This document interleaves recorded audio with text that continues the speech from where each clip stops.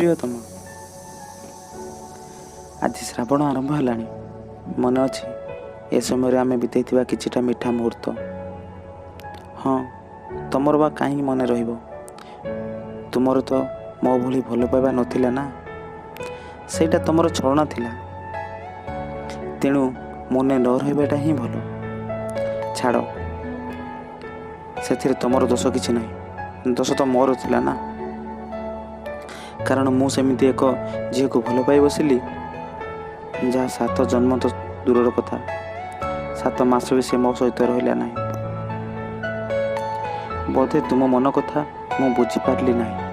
ତୁମେ କାହାକୁ ଭଲ ପାଅ ନ ପାଅ ମୁଁ ଜାଣିପାରିଲି ନାହିଁ। ମୋ ପ୍ରେମରେ ତ ଛଳନା ନଥିଲା ନା।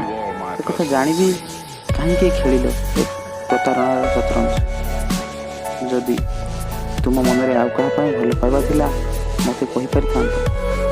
ହଁ, ତୁମେ କହିଥାନ୍ତ ବା କେମିତି? ତୁମ ମନରେ ଏତେ ବଡ଼ ମହତ୍ତ୍ୱ ଉଦ୍ଦେଶ୍ୟ ଯେ ଥିଲା, ଆଜି ତୁମ ପାଇଁ ଏ ବର୍ଷା ବିଜା ଶ୍ରାବଣ ବୈଶାଖର ଖରା ଭଳି କଷ୍ଟ ଦେଉଛି। ପ୍ରତି ମୁହୂର୍ତ୍ତରେ ତୁମ କଥା ମନେ ପକାଇ ଦେଉଛି। ତୁମେ ମୋ ପାଖରେ ନାହଁ ସତ, କିନ୍ତୁ ପ୍ରତି ମୁହୂର୍ତ୍ତେ ତୁମର ଅନୁଭବ ହେଉଛି। ତୁମଠୁ ଦୂରେଇବା ଏତେ କଷ୍ଟଦାୟକ ହେବ ଏଇଟା ସ୍ୱପ୍ନରେ ବି ସୁଦ୍ଧା ଭାବିନଥିଲି। ତୁମେ ମୋତେ ଛାଡ଼ିକି ଯିବା ବହୁତ ଦିନ ହେଲାଣି, କିନ୍ତୁ ମୋତେ ଏସବୁ କାଲି ଭଳି ଲାଗୁଛି। ନିଜକୁ ବିଶ୍ୱାସ ହେଉନି। ଦିନେ ଯେ କହୁଥିଲା ମୋ ସହ ଜନ୍ମ ଜନ୍ମାନ୍ତରର ସାଥୀ ହୋଇ ରହିବ, ସେ କେମିତି ଚାଲିଗଲା ଏକା କରି। ଜୀବନର ଅଙ୍କା ବଙ୍କା କଣ୍ଟକିତ ରାସ୍ତାରେ ଯେ କହୁଥିଲା ସାରା ଜୀବନ ସାଥୀ ହୋଇ ଚାଲିବ, ସେ ଅନ୍ୟର ହାତ ଧରି ମୋତେ ଏକୁଟିଆ କରି ଚାଲିଗଲା କେମିତି? ତୁମ ବିନା ଏ ରାସ୍ତାର ଅତିକ୍ରମ କରିବା ଅସହ୍ୟ ପ୍ରାୟ ମନେ ହେଉଛି। ତେଣୁ ଜୀବନର ରାସ୍ତାରେ ଆଉ ଚାଲିପାରିବି ନାହିଁ। ପ୍ରତିଦିନ ତୁମ ପାଇଁ କେତେ କ'ଣ ଭାବି ଚିଠି ଲେଖେ, କିନ୍ତୁ ସେ ଚିଠି ତୁମ ପାଖରେ ପହଞ୍ଚି ପାରେନି। ଆଜି ବି ସେମିତି ଲେଖୁଛି, କିନ୍ତୁ ଏ ଚିଠି ପଢ଼ିବା ପୂର୍ବରୁ ମୁଁ ଆଉ ନଥିବି। ଥିବ ଖାଲି ମୋ ଭଲ ପାଇବାର ବାର୍ତ୍ତା ପ୍ରଦାନକାରୀ ଚିଠି।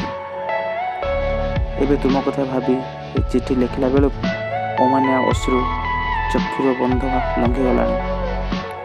ଶରୀରର ଅବୟବ ଅବଶୋଷ ହୋଇଗଲାଣି। ଆଉ ଲେଖିବାକୁ ଅନୁଭୂତି ମିଳୁନି।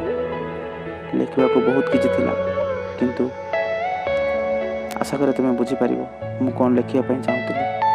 ଯାହା ସହ ରୁହ, ଯେମିତି ରୁହ, ଭଲରେ ରୁହ।